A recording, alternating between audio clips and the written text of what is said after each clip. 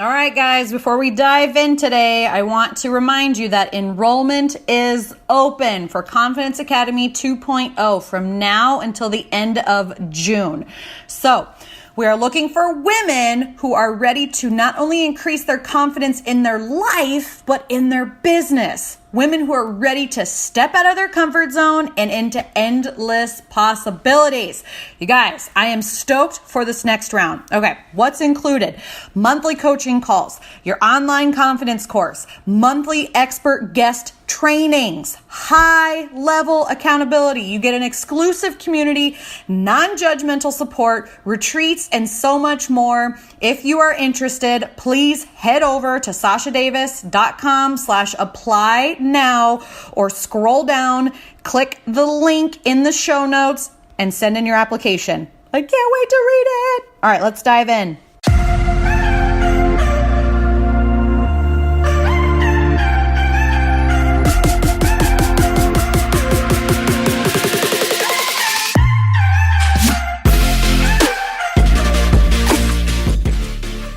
I have been obsessed with birth stories lately. So I asked my audience on social media if you guys would be interested in hearing my birth story from my daughter on the podcast. And surprisingly, everybody said yes. I thought for sure there would be some people who were like, meh, nope. But it turns out you guys love birth stories just as much as I do. So a few of the podcasts that I've been listening to for birth stories, if you guys want to check them out, is Birthful and The Birth Hour. So I've been recently binge listening on those. And if you guys have been following me, you know that I am expecting baby number 2 come August sometime. I'm not a big fan of due dates. You guys know me, I'm kind of a rebel. I just like to think of it as a guesstimate. I don't know. I don't even want to get into that. But what I want to share with you today is just the whole pregnancy, from the thought of getting pregnant all the way up until she arrived. So this may be a little bit longer. Hopefully you can hang with me in here, okay? So let's take it back to, it would have been 2016, and it would have been me and my husband and I's first wedding anniversary, like our first year of marriage. We have been together this year. We have been together an entire decade, you guys. I have been with this man for 10 years. That is just crazy. It has been, almost a third of my life. I'm in my 30s, but if you think about it, 10 years, that's a third of my life.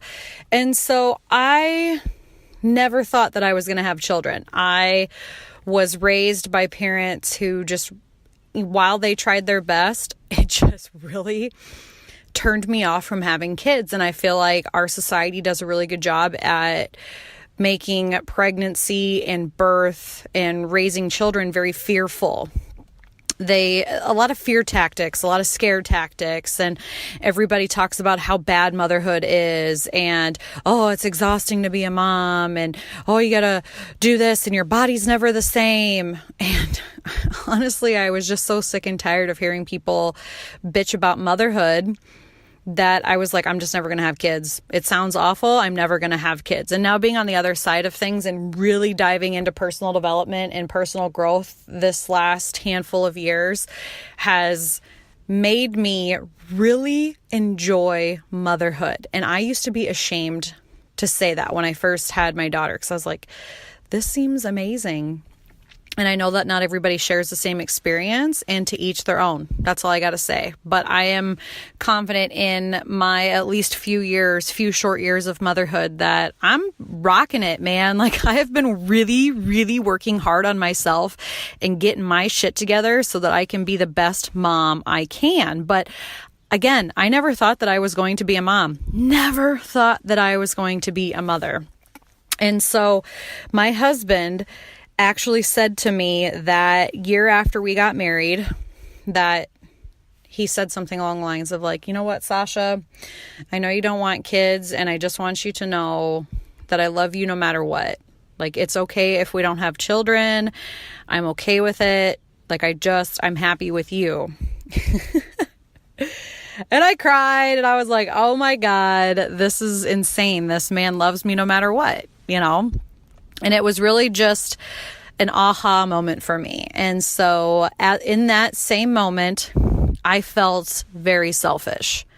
Very, very selfish. I was like, this man is giving up his dream of wanting, shit you not, you guys, he wants 5 kids. I have no idea if that will happen or not. I'm like, let's start with 1 and go from there. Well, now we're on 2, so let's start with 2 and go from there.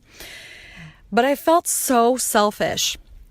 I thought, man, he is seriously going to give up his dream of having children just to be with me. And that didn't sit well with me. So then I kept thinking and thinking and thinking. And you guys, I have been on birth control since I was 14, and I was in my late 20s, early 30s when I had my daughter. So guys, like 15 years I have been on birth control. So it had to be a conscious decision to stop taking birth control and try to have a baby. And I had been struggling with this inner battle for months, you guys. And finally I was like, you know what? I have to at least try. And I had been working on myself so hard, and I had always had this fear that I was going to be a terrible mother, like that I was just going to be a shit mom, and my kids would hate me, and that I would just never have time for them. And one of the things that really stand out to me when I was growing up is my parents would always say, well, I had to sacrifice what I wanted to do to have you kids. And that really hurts. Like, I feel like my parents gave up their dream life to have kids, and we were mistakes. We weren't planned, and it had been, you know, while I know my parents love me, it still doesn't feel good to be told you were a mistake. Like, I don't think that ever feels good. And for people to actually like say that to you. And I understand that there's unexpected pregnancies, and sometimes those are a huge blessing. But when you grow up and your parents say like, oh, well, I could have done this, but I had you guys, like, that just doesn't sit well. And so I never wanted my kids to feel that way. And so I wanted to prevent unexpected pregnancy at all costs. And I know the only thing that's really 100% is abstinence, but let me just tell you, I was pretty fucking safe when it came to sex. Like, I was pretty damn safe about it. Let's just say that. As safe as I could be without not having sex. And so finally I made the decision to get off birth control. And I didn't tell anybody. This was all just my own thing. I didn't say anything to anybody. I was like, oh, okay, I'm not going to take birth control. I'm going to, surprise my husband, and here we go. And so I stopped taking birth control. I want to say it was May of 2016. And I went to the doctor, and I talked, to my OB, or not to the OB, because I didn't even know what an OB was at the time. I was that girl. Like, I went to the, I guess, gynos and OBs. I don't know if they're the same now that I think about it. OBGYN. Yeah, that makes sense. Okay. We're just going to go with that. So I've always had my lady bits checked every single year. It's just been a routine thing of mine, is to always have everything checked out, like preventative care. That's how I was with being on birth control and all that stuff. I just wanted to make sure everything was working fine. And so I went in and I had a conversation with them, and I said, hey, I want to stop taking birth control. I think me and my husband are going to try for a baby. And they're like, oh, that's so exciting. What does he think? I'm like, well, he doesn't know yet. So what are we looking at timeline wise? because I wanted to tell him, surprise him, that I wanted to start having kids in like a month. And so the doctor talked to me and said, well, for as long as I've been on birth control, it can take up to 2 years. And I was like, okay, I can handle that. Like 2 years, that gives me plenty of, you guys, in my head, I'm like, I have plenty of time. 2 years, like that's perfect. Like I can do this and I can do this and my body can adjust to being off of pills. And so I stopped taking birth control in May. Now, my wedding anniversary is June 6th. And I believe when the release of this podcast comes out, my anniversary will be coming up. So this would have been 3 years ago now. And I decided that for my anniversary gift, my 1-year anniversary gift for my husband, was that I was going to give him like a little goodie bag that had like pregnancy test and like fertility test and prenatal vitamins and just some other things that would have said like, hey, let's try to have a baby, you know? And so that's exactly what I did. And so our anniversary comes and I don't even remember. I think we stayed in Omaha or Sioux Falls, or maybe we went to Minneapolis. I don't remember. We went somewhere for the weekend. Fuck, where did we go? Now I don't remember. Anyways, doesn't matter. We went somewhere and I don't remember where. And I was like totally panicking and like did not give him the gift at that time. Like I was just like freaking out. And so I waited until we got home, and I think it was that day, or was it before? Now I'm having a brain fart. Doesn't matter. Anyway, so I was panicking. I didn't give him the gift until we were at home, and it was just a little gift bag, and it had a card in it with all of these like pregnancy and prenatal things that would have, you know, been obvious that we wanted to try to have a baby. And so I said, well, I got you a gift, and fuck, I don't even remember what he got me. Maybe he didn't get me anything. I don't even remember. I'm not big on presents. That's another rebel thing of me. I'm more of an experienced person. You can keep your gifts and give me experiences. So I give him the bag, and I was like sweating. I was freaking out. I was losing my shit. And he opens it, and he was just like instant, like, tears of joy, couldn't believe it, and just very simple in the card. I can't remember even what, I have the card still, but it said, you know, happy 1-year anniversary, love, let's make a baby. And it felt like a huge like weight had been lifted off my shoulders, that I like told him that like we could start trying. But at the same time I was like, oh my God, shit's getting real. This is insane. And so from then on, you know, we started trying. And, you know, sometimes your period can be pretty irregular after getting off birth control, because your body's trying to find its own rhythm versus like a 28-day cycle. And so I didn't really know what was normal and what wasn't, you guys. Like I had a period for like 2 years before I started doing birth control, and I could not even tell you as a 12 and 13-year-old if my period was regular or not. So I had no idea what my body would do. And about 6 weeks later, I had like my first period after being off birth control. And then I never got one again. So I actually found out that I was pregnant in September, and we had, you know, done all kinds of fun stuff that summer. We traveled, we rode bikes everywhere, we ate good food, we drank good booze. Like we just had a hell of a time. And I didn't even think twice that like I could possibly get pregnant this year. Like I seriously, guys, thought it would be a year or two. So like not a care in the world. We were just humping like rabbits and having a good time. And I was in a friend's wedding, or I was helping with a friend's wedding in September. And I remember going to that wedding. And normally at weddings, you guys, like I like to party. I like to celebrate. I like to have a good time. And I also like tequila. And so I had a couple shots of tequila, and they just weren't sitting right. Like something just wasn't right. And I had felt kind of funny like a few days before that too. And now looking back, like I feel horrible for like drinking, but like, what do you do when you don't know, right? Can't take it back. But obviously she's fine. Nothing's wrong with her. But I shouldn't say obviously. There's nothing wrong with her, thank God. So anyways, I'm feeling kind of like blah, right? And I'm trying to like just push through it because I'm a tough guy, right? Like that's my go-to. I'm just like, nope, Sasha, like just party like it's 1999. Just go with it. And my husband said something and I was like, oh, fine, let's just go home. Like, I just don't feel good. Like, something's not right. And I hadn't felt good, like I said, a few days before that. And it wasn't like morning sickness or anything like that. I would say it's almost like body aches, like headaches and body aches. And like, I didn't feel like nauseous. I didn't feel anything like that. Like, I just didn't feel like myself. I felt very tired. I felt very achy, and I had this like crazy headache. It was insane. And so then the next day, and I only had like 3 or 4 drinks that like total day, maybe a couple more, maybe like 6. I don't even remember, but I wasn't like shit faced like I normally would have been on a wedding. And so the next day I was just like, God, I just feel like death. I feel like I just don't feel right. And my husband's like, well, could you be pregnant? I'm like, there's no way. There's no way.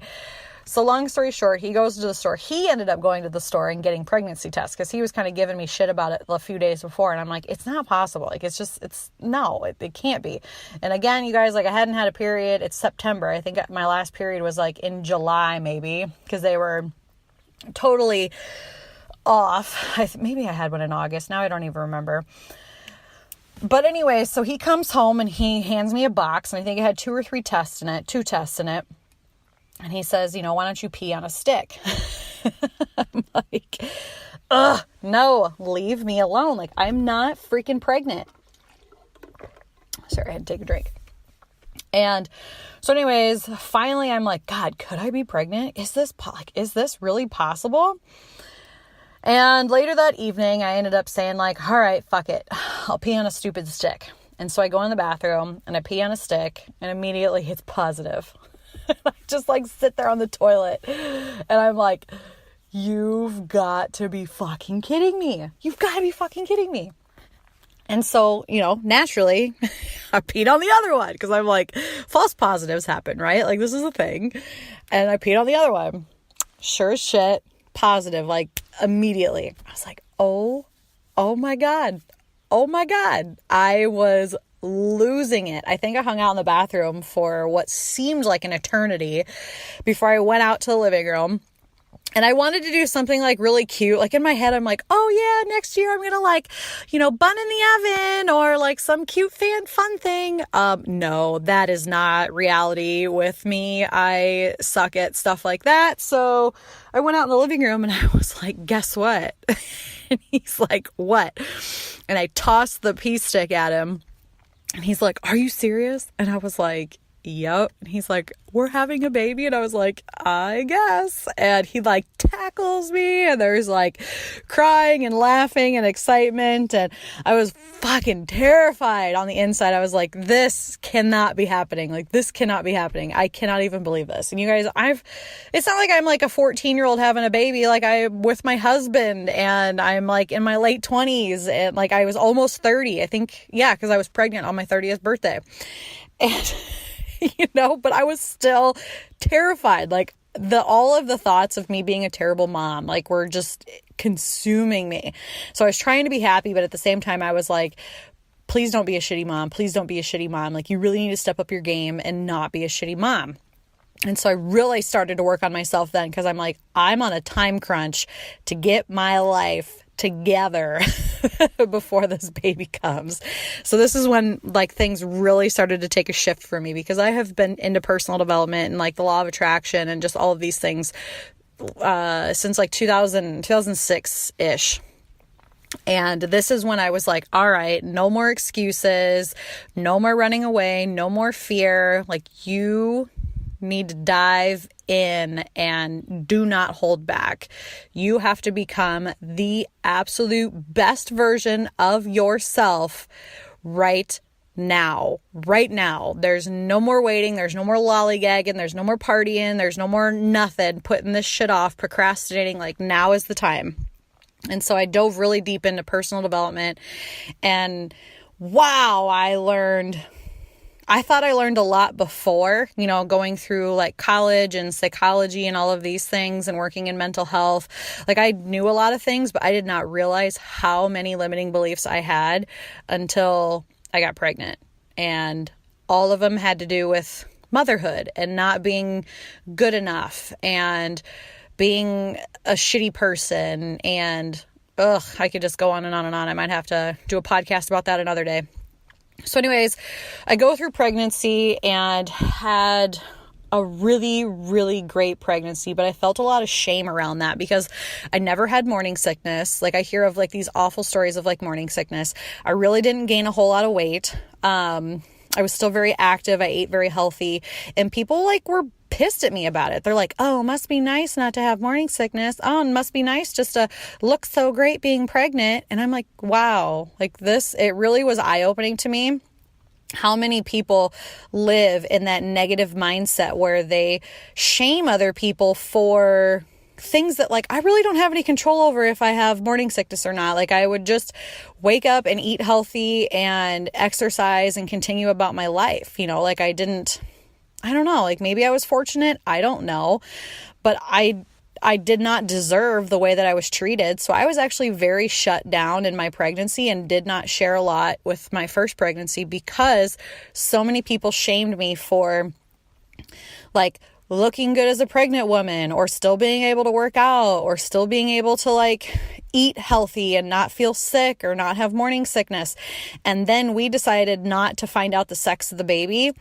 Oh, that pissed off all kinds of people. And I had no idea that so many people have an opinion on your life until I was pregnant. I mean, there was a lot of opinions on my life before me getting pregnant, but holy shit, was that escalated when I was pregnant.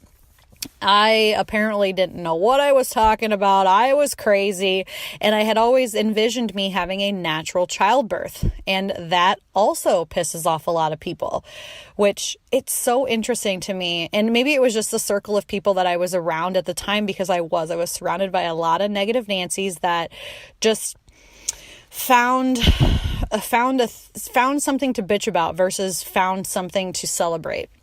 And so this is when I really started to pay attention who the people I was surrounding myself with. And I didn't feel good after I had a lot of these interactions. And this is where like that energy management comes in, right? So if you feel like shit after interacting with certain people, this is where you need to start cutting those people out of your life, because that energy, especially with you being pregnant, that energy will transmit to the baby. Like if you feel like shit, like if you start to be anxious and stressed and things like this, like if you guys look into epigenetics, the way that you feel and act when you are pregnant directly affects your baby.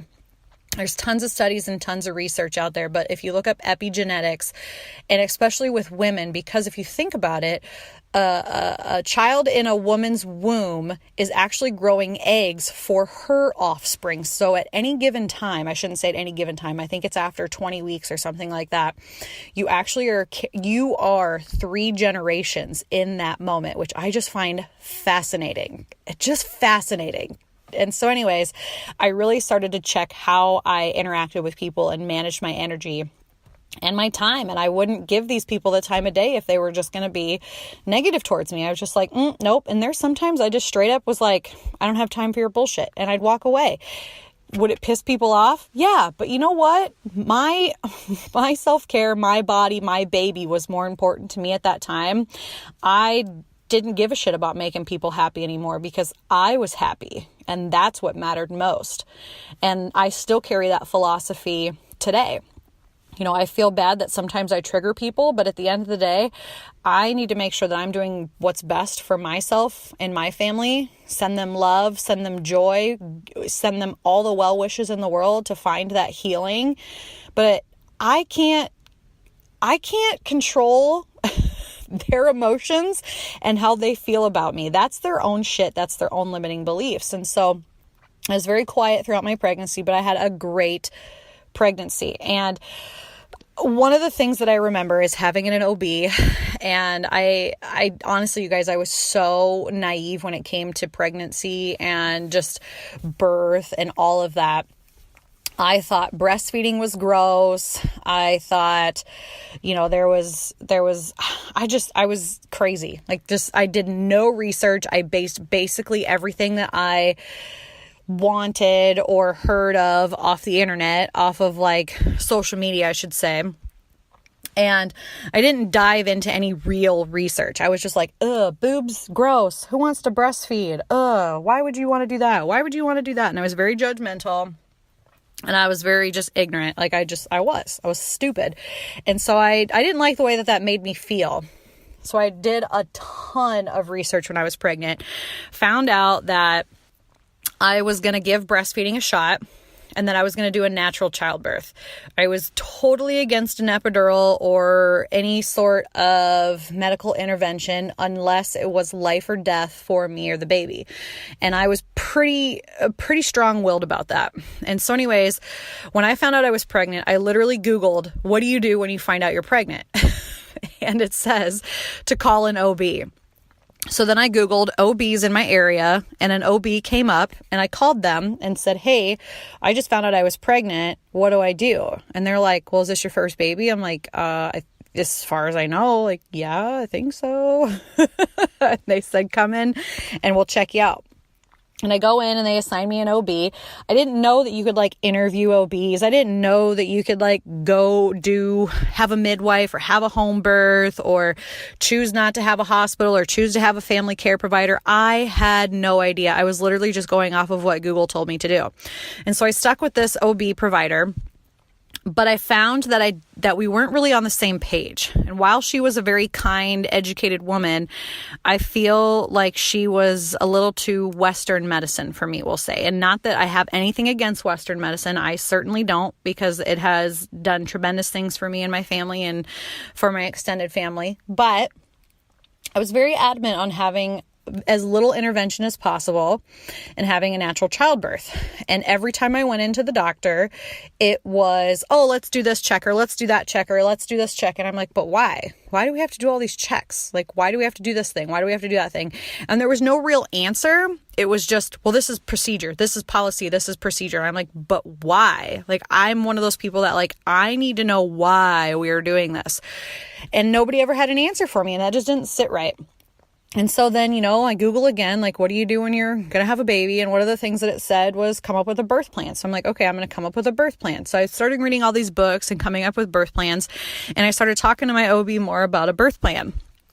And she kept saying how much, like, I would want an epidural and how painful it is and how bad this and how bad that. And I'm like, wow, these are all like, and maybe she wasn't aware of this, but I'm like, these are all like scare tactics. This is all fear-based mindset. Like, instead of being encouraging and saying like, yup, let's do it, it was all like, are you sure? Are you sure? Second guessing. And you're not going to want to do that. It's very painful. You've never had a baby before. You don't know what to expect. And I just felt totally unsupported.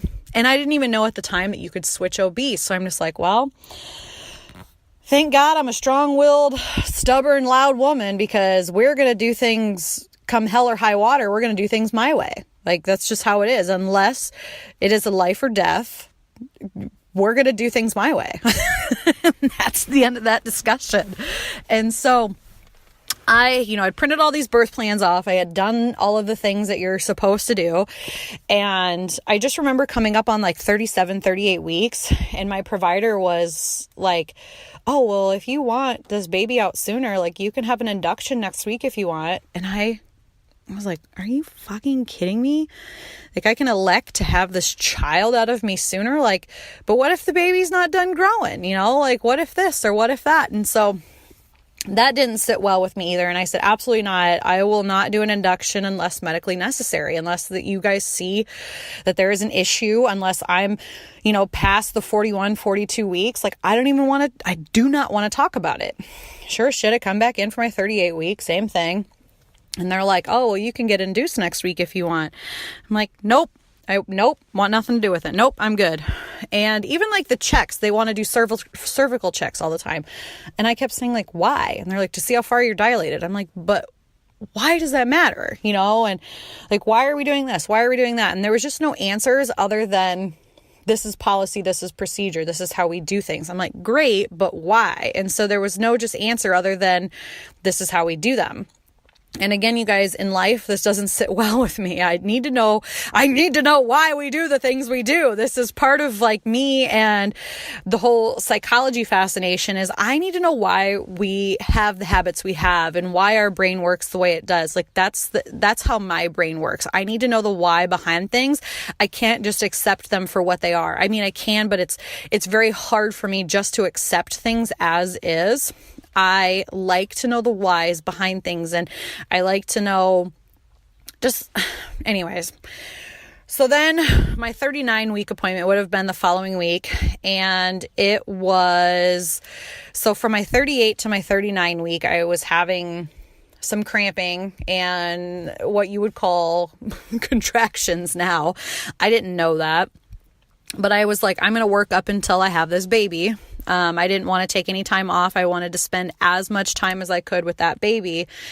And I had opted to take the full 12 weeks, which was very interesting to see how work and things reacted to that. But I was like, nope, I'm taking 12 weeks. And by law, I can take up to 12 weeks. So that's what I'm going to do. And that's what I did. But I wanted to wait until baby was here so that I could spend that much time with baby. And like I said, I was having, some cramping, some contractions, I guess you could say. And they were going on for a few days, but I just continued about my day. I kept going for my walks. I kept doing my yoga. I kept drinking a bunch of water. And that last week or two, I really ballooned up. I really started to swell. And it started getting a little bit warmer out. So that probably didn't help at all either. But I was also teaching therapeutic horseback riding at the time. So I did classes on Tuesday nights. And I remember it was the following Tuesday, I would have been 38 and 6 days, I think is what it would have been. And I was having pretty consistent contractions throughout the day. And I called the barn and was like, hey, and it was so funny because I felt awful calling the barn. And even at work during the day, I had a ton of meetings set up through the day, and I had to keep taking breaks while I was leading these meetings because I was having contractions as I'm speaking to these people. And they're like, are you having contractions? And I'm like, nope, I'm fine. I was totally having contractions. They knew. I was just trying to pretend like it was no big deal. And so anyways, about 2:00, I finally call the barn and I was like, hey, I've been having contractions for a day. I just don't think I'm going to be able to teach class tonight because class, it can be a very physical job. There's horses involved. There's lifting people, taking people off of horses, things like that. And I said, I don't feel comfortable. I don't feel safe leading tonight's class or teaching tonight's class. And they're like, oh, nope, totally fine. Go home and rest and da-da-da-da-da. And I said, okay, thank you. And so anyways, I ended up leaving work early. I think I left at 3 that day. And I get home. It's about an hour commute. So I get home about 4. My husband was home. He was working a different position at that time. So he was usually home between 2 and 3. And I said, Will, I've been having contractions kind of off and on, and I don't know, I feel like we need to just finish everything. We need to get everything done tonight. And he's like, oh, okay. Because you guys, I was so cool and calm as a cucumber. I was just nonchalant, oh, well, we'll get stuff ready. No big deal. I wasn't freaking out. I didn't go through that big nesting phase or anything people talk about. My sister ended up going through a nesting phase for me and came over and got this ready and got that ready and da-da-da-da. And so we, while we were getting stuff done, we had to redo an entire room to make it a nursery. So, I mean, that was up, but we didn't have the bassinet ready. We didn't have a hospital bag packed. We didn't have any of the clothes washed. We just didn't have a lot of things ready for those, for the hospital visit or for those first couple weeks. The baby didn't have anywhere to sleep, which whatever, in hindsight, it really probably wouldn't have mattered. But I was I really feel we have to get all of this stuff ready right now. It has to be done tonight. So we came up with a list of all the things we had to do, and shit, we stayed up till 11 o'clock and finally finished everything. We got a bag packed and got the bassinet ready, got some clothes ready, just all the last things that we've been really putting off. Got everything ready, and it was just oh, it felt good to be done. And so, I take a bath.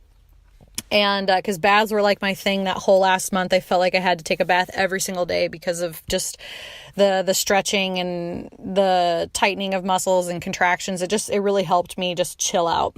Throw some lavender oil in that bath and away I went. And so we finally go to bed at like midnight. And I woke up at 4 a.m. with some like pretty bad cramping contraction type feeling. And I had been having that off and on for about a week, but I thought, oh, no big deal, no big deal. So I try to go back to bed, and a couple minutes later it happens again. And I'm like, oh man, okay, well, I'm up now. Like, this is painful enough that I'm just awake. So I'm like, I might as well stand up and go pee. As soon as I stood up,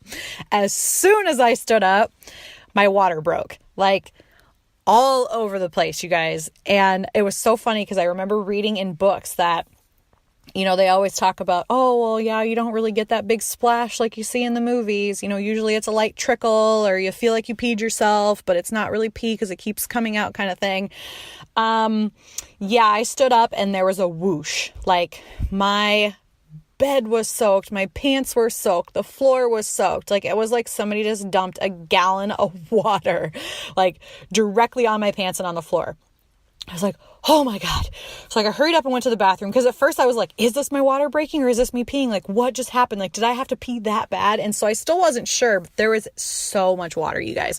And so then I sit down in the toilet, and it just keeps coming. It just keeps coming. Like, it is not stopping. And I'm like, what in the fuck? And it was just like a white liquid, like clear liquid. It wasn't like pee colored. It wasn't anything. So I'm like, okay, this is happening. And like, I got very excited and very nervous because we didn't find out the gender of our baby. So it was like, holy shit, we're going to find out what we're having here very, very soon. And I was 39 weeks that day. So I would have had my 39-week checkup that day, but ended up going to the hospital instead. So I shove a towel between my legs because the water was not stopping. It was not stopping, you guys.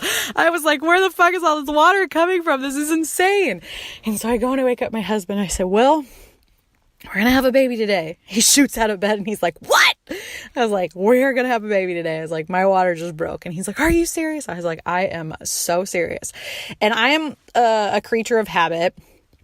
And I'm also very just like, I'm pretty chill. I'm pretty laid back about a lot of things. And so I was like, you know, I don't want to be rushed around. I feel like I have some time. I hear that women are in labor for like 12 plus hours, their first baby. So I am just like taking it easy. I said, all right, well, let's get a few things packed. I said, I want to jump in the shower and I want to eat some breakfast.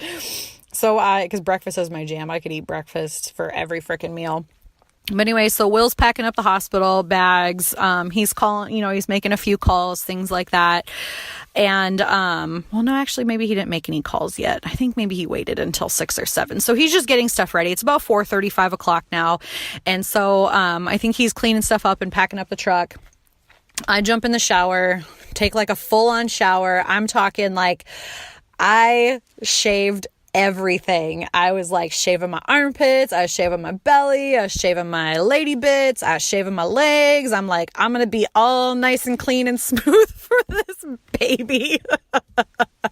And if any of you have ever tried to shave your legs or your lady bits when you're 9 months pregnant, it is so fucking hard to do by yourself. So I didn't have help that day, but there's been times where I'm like, well, I'm gonna need your help here. And so I did it all by myself, and surprisingly didn't cut or hurt anything. Like, everything was looking good. You know, get out of the shower, get my lotion on. And I even went as far as, because like I worked at a corporate job at the time. So I mean, every day I'm like full on, you know, nice clothes, hair done, makeup. I mean, like the works. And so that was just very habit for me. It was very routine for me. So I did the works. Like, I blow dried my hair, I straightened my hair, I put on makeup. And looking back, I like just have to laugh about it. But it was just so natural for me to do that. So I just did it. I'm like, I'm just going to keep going about my normal day and not put any added pressure on myself, because that was one thing. Like, if I wasn't ready for the day, it was a huge stressor for me. But now, I mean, I don't have that I don't work at that place anymore, so I don't have to worry about like getting all done up. But that was like a really big thing for me. So I'm not kidding you guys. I laugh about it now, but makeup, hair, showered, smelling good. I mean, I was good to go. And so then after that, I had breakfast and I had some bananas and I think some pancakes and juice and, well, no, maybe I had coffee. Hindsight, that wasn't the best idea because I kept burping up bananas most of the day, and that's pretty disgusting, burping up bananas. But I was really adamant on having breakfast because they had told me that at this hospital they would not allow me to eat once I checked in. And I was like, well, what the fuck? I can't just go all day without eating. So I made sure that I ate before I went. And then we get in the car, and that was the longest car ride I have ever been in my life. We live out in the middle of nowhere, so it takes us about 45 minutes to get to the hospital. And it's pretty hilly, you know, and it's like 6:30 in the morning, almost 7. And, so then I call the hospital or the doctor's office or whatever. I'm like, yeah, my water broke. We're thinking about having a baby today. And they're like, all right, are you at the hospital? I was like, well, no, I just got out of the shower. I'm going to have some breakfast. And they freaked out on me. They were like, what do you mean? You need to be at the hospital now. If your water broke, there's risk for infection and blah, blah, blah, blah, and blah, blah, blah, blah. And I'm like, okay, well, we'll be there in a couple hours. Like, I don't know what you want me to do. It's fine. Like, it's no big deal. People have babies all the time. And at home, they have babies and their water break. Like, it's okay. And whatever.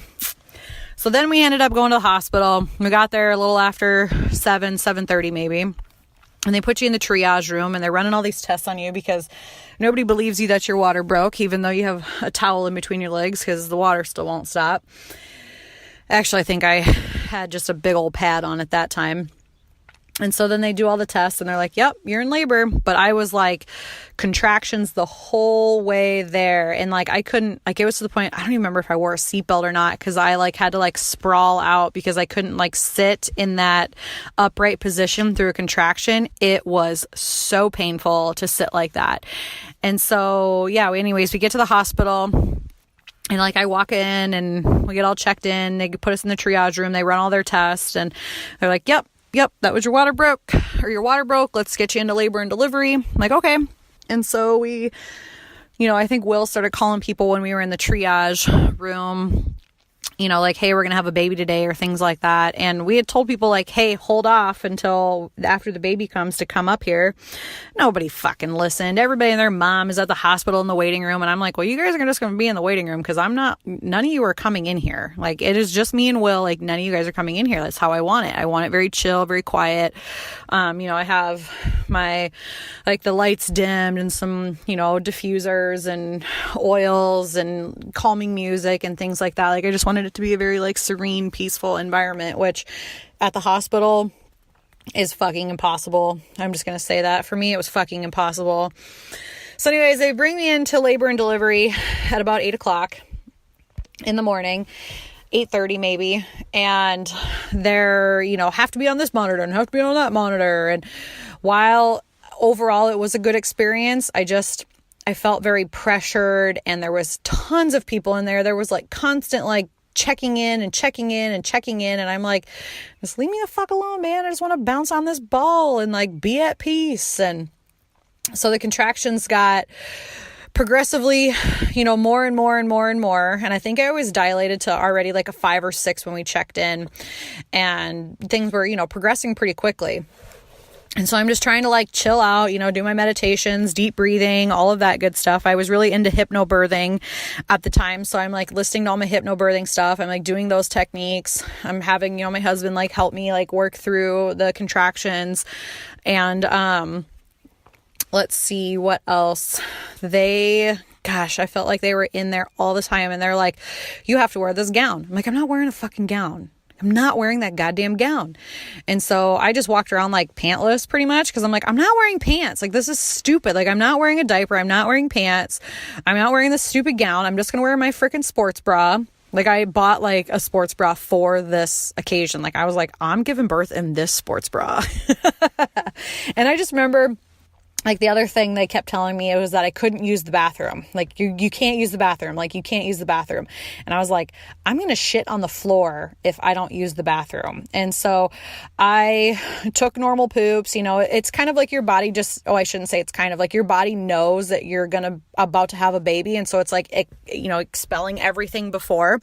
And they kept telling me like, don't push. I'm like, this shit is going to fall out of me. Like I will have to do minimal pushing. That's how bad I have to poop. And I always did, like, you know, it was just routine for me. Every morning you take a poop, you have some coffee, you take a poop. And so I think I pooped like 4, 5, or 6 times, and they just kept yelling at me every time I used the bathroom. And I'm like, you guys are just going to have to deal with it. Like I have to shit. And so, which, whatever, if that's too much information for you, don't listen, I guess. Well, it's too late. I already told you. So anyways, yeah, I'm like using the bathroom like a normal person, and they're like mad about it. They're mad that I wouldn't wear the gown. It was just crazy. Like looking back, I'm like, oh, this is all so crazy. Like, how did I like not lose my shit? And so this is the part where I started to get very, very irritated, because I had a birth plan and I specifically said that I do not want an epidural. And so they tried to make you sign this form when you come in that says that you want an epidural. You don't have to get it right now, but then it saves you from not having to write or sign the papers later. And I was like, I don't know what part, or yeah, they said, this will save you the time from having to sign papers later if we need to do an emergency C-section or things like that. I about lost my shit there. But I said, I am not having an epidural. I am not signing this form. We're gonna take things as is. And if that time comes, we will talk about it at that time. And they didn't think too highly of that. And I was trying to be as polite and kind as I could. But again, you know, I'm in labor, I'm contracting, and it's just very hard to keep your shit together when you're in that, you know what I mean? You're trying to like stay calm, collected, and like in the zone, but at the same time, people are like constantly asking you like, when are you going to have an epidural? And I shit you not, I was asked when I wanted my epidural every half hour for like 3 hours. It was insane. It got to the point where I was like, well, if one more person comes in here and asks me for an epidural, like we are leaving. I will have a baby in a fucking car. I was very adamant because I didn't need it, you guys. Like I was working through, I mean, it was painful. Don't get me wrong. But I was like working through things. Like I had been like prepping myself for this. I had been mentally prepping myself. I had been physically prepping myself. It was like I was preparing for a marathon and today was race day. And I'm like, no, I got this. Like my body was designed for this, and I'm running this race. Like this is my thought process. And I know that like to each their own, some people like don't want to deal with pain and they get the epidurals or whatever reasonings they have for getting them. I just wanted to see if I could, you know, I was pretty confident that I could give birth naturally. I don't know. I always had that feeling like everything was going to be fine. My body was designed for this. And I had been working really, really hard on my physical body and my mindset, not like physical, like balls to the wall, but like I had been really prepping my body for labor and delivery. And again, I know everybody has their own experience. So this is just mine, and I'm just sharing it with you guys. And so anyways, I was getting so frustrated. And then my body started to like do the fetal ejection response kind of thing, right? So it started pushing on its own. And I would always have very, very painful contractions when I was on my back. So I was trying to labor in almost like an upright doggy position on the bed or like leaning on my husband. That seemed to be the most comfortable. But every time the nurses came in, they're like, you need to flip over so we can check you. You need to flip over so we can check you. We need to blah, blah, blah, blah, blah. I'm like, okay, I get it. But every time I flipped over, it was excruciating pain. Like it broke all my concentration. It made me tense up. It was awful. Like I was doing so good in the other positions. Like I was like cool, calm, like laboring. And as soon as I'd flip over, it was like, put a bullet in me. Like I'm done. Like this fucking hurts. And at one point I was at like 8 or 9 centimeters dilated, and it got so bad when they kept telling me to flip over to check me. I was like, fuck it, just give me the epidural, give me something. And they're like, you're way too far. Like, you've passed that. And like, I had like a moment there where I was like, ah, and he's like, remember why you're doing this? And I'm like, okay, you're right. But every time I flipped over on my back, it was like, I lost my focus. I lost my concentration. Like, it was just like all hell broke loose, and I was stressed and I was tense and it was crazy. And then all of a sudden my body like started doing the real deep contractions, like it was gonna push this baby out. And they kept saying, well, your doctor's not here yet, you can't push. I'm like, this is happening. I have nothing to do with, like, this is happening. And they kept saying that I wasn't dilated all the way. And I'm like, I don't think you understand that, like, there's a whole lot of pressure, like, this baby is going to be coming out. And they're like, no, you're still blah, blah, blah, blah, blah. And so anyways, they ended up calling the doctor. Sure as shit, by the time she got there, baby was like coming out. And so they put me, flip me back over on my back and put me in that position. And they kept telling me to like push. And I'm like, I don't want to like bear down and push. And they kept saying, you need to like hold your breath and push. And I was like, this feels so unnatural. And so finally, I was just kind of like letting my body like breathe through it. And we were doing good. And then when they would tell me to like bear down and push, like her heart rate started to drop. And so then they like freaked out, and they brought everybody and their mom in the room. And then they gave me oxygen, and they did all these things. And I was like, get the fuck out of here, and they're like, you need to push. And I was like, just let my body labor, and anyway, so then only a few minutes goes by, and they're like, if you don't push this baby out and blah, blah, blah, blah, blah, we're going to have to get the vacuum and suction her out. And part of me was like, oh, hell no. Like, you are not vacuuming this baby out. You are not putting anything on this baby. Like, this baby is coming out when I say she's coming out, when she says she's coming out. And so they had, shit you not, about 10 or 12 people in this room now saying that if I didn't get this baby out in the next couple of pushes, that they were going to vacuum her out and blah, blah, blah, blah, blah. And I like hulked out, you guys. I was like, all right, you want me to push? I'll fucking push. I'll get this baby out. And so I did. I like hulked. And anyways, I said, how close am I? And the one nurse like grabbed my hand and like put my hand down there, and oh my gosh, almost her entire head was out. And I was like, holy shit. Okay. And so I'm like, one more good push. And sure as shit, one more good push. She came flying. I shouldn't say flying out. She came out. Piece of cake. Well, as easy as you can push a baby out, I guess. And the doctor's like, oh my God, it's a girl. And it was so exciting. And they like threw her on me right away. And we got to do our like skin to skin. And Will ended up cutting the cord, even though he didn't really want to in the beginning. But I think, when you're in the moment like that, you're just like, oh, okay, I'm actually going to cut the cord. And so he cuts the cord, and I couldn't believe like all of that had just happened. She was perfect. I mean, if you've ever given birth, you know that experience when you get to see your baby for the first time. It's beautiful. And I thought for sure I was going to cry. But I don't know if like something else kicked in, and I was just like, oh my God, are you okay, baby? Are you okay, baby? I hope you're okay, baby. And I was just making sure that she was okay. I was like looking her over, and I'm like touching her, and I'm like holding her and kissing her. And I'm like, okay, if she's okay, that's all I care about. Like, it wasn't like I don't know. It was just so crazy. I didn't end up crying until Will held her, and like seeing those two sitting in the chair next to me while they're like cleaning up my lady bits. That is when it got to me, and I was a ball of emotion then. And I'm like, oh my God, it's so beautiful. And I cried. Oh, it was just insane. And so then right away, they say they want him to nurse within an hour. And so she actually latched pretty quickly. I had never had somebody come over and she kept saying, hamburger your boob. You got to make your boob into a hamburger. And I'm like, oh, what?